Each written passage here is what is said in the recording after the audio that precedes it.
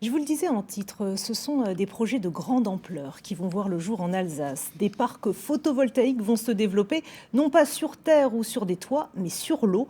Plusieurs gravières seront équipées dans les prochains mois et les prochaines années. Des dispositifs qui ne font pas l'unanimité. C'est notre dossier ce soir, préparé par David Meneux et Nicolas Meyer.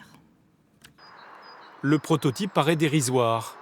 135 panneaux photovoltaïques sur une mare à canards. Mais depuis 4 ans, le projet s'est révélé crédible. 40 000 kWh à l'année, c'est la consommation d'une bonne centaine de foyers. Alors la ville d'Illkirch passe à la vitesse supérieure sur une gravière des environs. Projet 350 fois plus puissant. Une nouvelle approche de l'énergie solaire sur l'Eurométropole. On dispose, notamment dans l'Eurométropole de Strasbourg, de plusieurs gravières ballastières qui aujourd'hui ne peuvent pas accueillir d'activités aquatiques, de loisirs.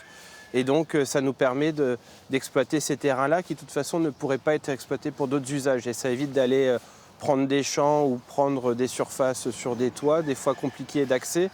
Et là vraiment on a une solution qui nous permet de tout de suite faire des vraies centrales solaires. 47 000 panneaux seront installés ici l'an prochain, de l'énergie verte pour près du tiers des habitants d'Illkirch. Et des parcs solaires de ce genre devraient se multiplier en Alsace. Discussion en cours à Dalunden ou Eschau, voire déjà abouti comme à Leutenheim, un projet de grande ampleur, 70% de la gravière recouverte, de l'électricité pour 7000 foyers. Les travaux devraient commencer l'an prochain. Il faut savoir qu'on a besoin de plusieurs tailles d'installation. Non seulement les grandes centrales de grande taille vont permettre de remplir plus rapidement avec des plus gros volumes les objectifs très ambitieux de la transition énergétique. Et puis c'est aussi avec des effets d'échelle, des installations qui sont plus compétitives et donc avec des tarifs d'achat d'électricité beaucoup plus proches du marché de l'électricité, voire même en dessous des marchés à l'heure actuelle. Quand les travaux démarreront, l'accès à la gravière sera interdit. Les pêcheurs ont tenté de s'opposer au projet. Ils ont finalement renoncé, mais restent inquiets pour l'avenir du plan d'eau. On pense que le poisson il va éviter d'aller en dessous des panneaux solaires vu qu'il n'y aura plus de lumière.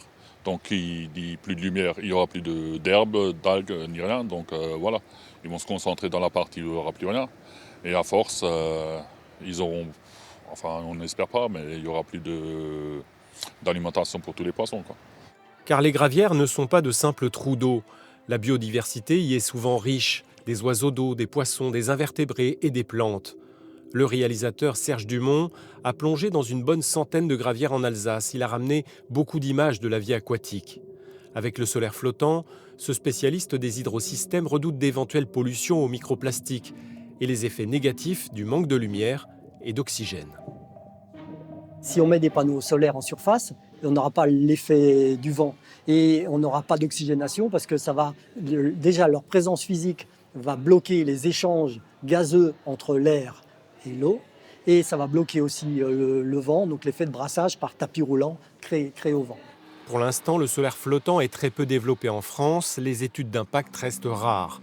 En tout cas, les exploitants de graviers s'intéressent beaucoup à cette nouvelle vocation industrielle avec une certaine prudence. D'une manière générale, on ne peut pas avoir le même type d'aménagement sur chaque plan d'eau. C'est encore une fois, trop de plans d'eau de baignade, ce n'est pas cohérent. Trop de plans d'eau réaménagés à vocation environnementale, ce n'est pas cohérent. Il faut que le territoire finalement soit maillé d'aménagements pertinents et utiles.